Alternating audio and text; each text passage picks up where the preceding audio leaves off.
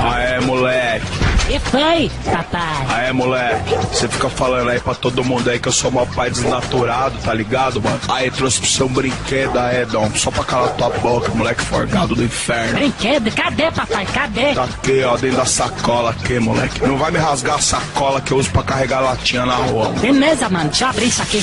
Nossa, mano. Puta boneco feio do inferno. Eu não quero essa porra, não, ó. Aé, moleque, não fala assim comigo que eu sou teu pai, tá ligado? Comprei esse boneco aí, paguei mó nota preta, mó boneco importado, cheio das pilhas, mano. Pode levar pro teu quarto e ficar brincando com esse boneco, só vai sair de lá de tarde, mano. É, mano, não vou brincar com esse boneco não, mano. Ele tá cheio de... Não quero papo, moleque. Pega o boneco e vai pro quarto brincar com ele agora, que ele quer ser seu amigo, tá ligado? Tá bom, papai.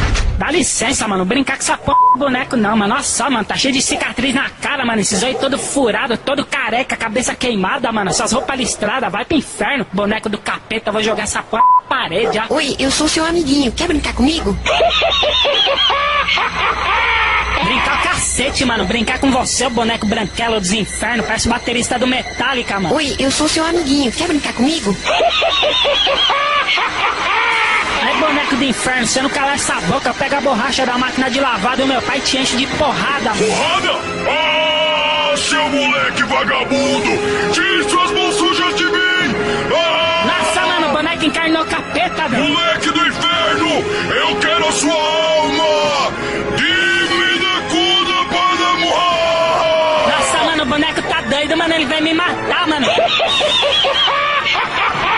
Nossa, mano, é o boneco assassino, mano. Deixa eu matar esse desgraçado. Toma, toma, toma. Ah, é, moleque forgado, tá vendo porque eu não te dou brinquedo, mano? Acabei de comprar o bagulho, paguei mó nota, mó brinquedo importado, você tá tacando ele na parede, mano? Mas, pai, o boneco era o capeta, mano. Ele queria me matar, falar umas palavras em francês, queria roubar minha alma, mano. Quem tá com o capeta encarnado sou eu, e eu é que tô querendo te matar, seu filho desnaturado do inferno, mano. Pai, eu só quebrei o boneco, ele queria me bater, mano. Ah, o boneco queria te bater, mano. Eu também quero te bater. Não, papai. Deixa eu ver o que tem aqui pra te bater, moleque. Dá aqui esse boneco. Não, pai, não me bate com o boneco, por favor. Não, papai. Não, papai. Esse boneco é mó pesado, tem mó cabeção da porra, mano. Não, papai.